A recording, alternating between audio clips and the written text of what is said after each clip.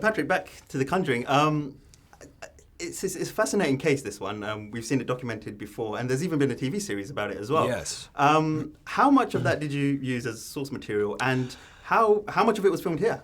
We filmed a couple weeks here. We just for a number of circumstances we built the interiors on a stage in L.A. Which is actually the first time I shot a movie on a studio lot out of about 35 films. What does that say about Hollywood?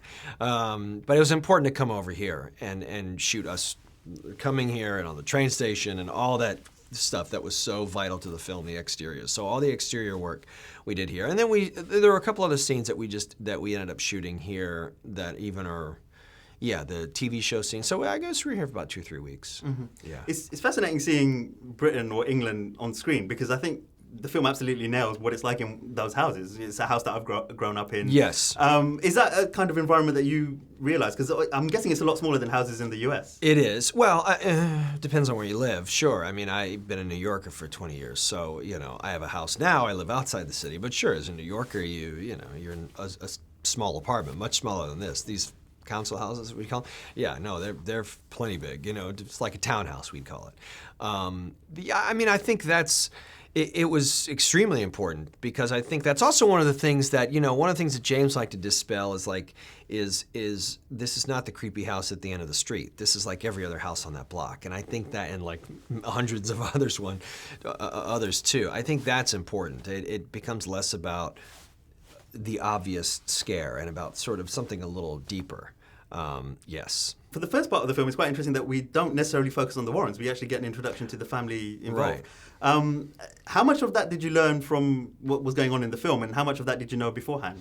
Well, I mean, I read it, so I knew what was happening. I mean, there's always that, I don't show up to work on days that I'm not shooting. So, that was all a surprise to me, to see what they had come up with. And every now and again, I would like to see scenes sort of where they are as a family. But it's also, when Ed and Lorraine come into that world, they're trying to understand the world too. So we haven't seen everything that's gone on. So ignorance is bliss in a lot of that. So the way the movies, and I say movies because now we got two of them, are structured, that's sort of refreshing, because we're used to sort of seeing the family in peril, these are your lead characters there, and they are huge roles, but, and then the people come in to help and, hey, we fix the problem.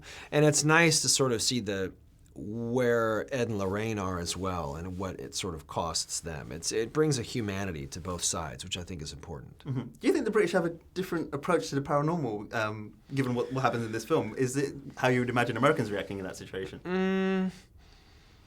I don't know. I think it depends in America. I think there's a lot of people in America that are dismissive, and I think there are a lot of, or don't want to deal with it. And I think there are some parts that, look, if you go into the South or in New Orleans, or where the dark side of it is very prominent, I think you're much easily more fascinated. Whereas people in the Northeast and maybe aren't as willing to sort of give over to the ghosts. And I think that's the skepticism is an important aspect of this. That's one thing we wanted to do with it, was show the skeptics, show people that doubted. Let's put Ed in that situation.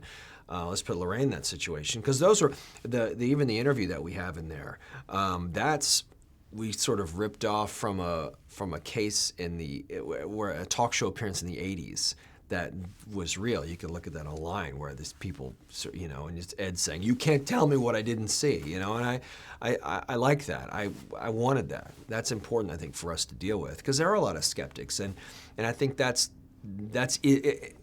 equally part of the case is the believer. The skeptic is what enables the believer, and vice versa. You have to have both sides. Mm-hmm. And finally, you've got a film coming up called The Founder, which another period film, I guess. So how do you find working in that kind of environment? And can you tell us a bit about The Founder? The Founder is based on Ray Kroc's story of McDonald's and how he took over. And Michael Keaton plays Ray, and so he takes over the McDonald's franchise from the McDonald brothers. And so it's a great American tale, and I mean that in every aspect that sounds. Both the capitalist dreamer and the capitalist who stole something. And I think that's why Michael Keaton is so wonderful in the film, and I can't wait to see it. it's a very American story, but on a very global scale, which I think is important. Excellent. Thank you very much. Yeah, no problem. Cheers. Ladies and gentlemen, you're watching Hey You Guys! Hey You Guys, huh? Hey, you guys. Is that from the Goonies? It is indeed, yes. Nice.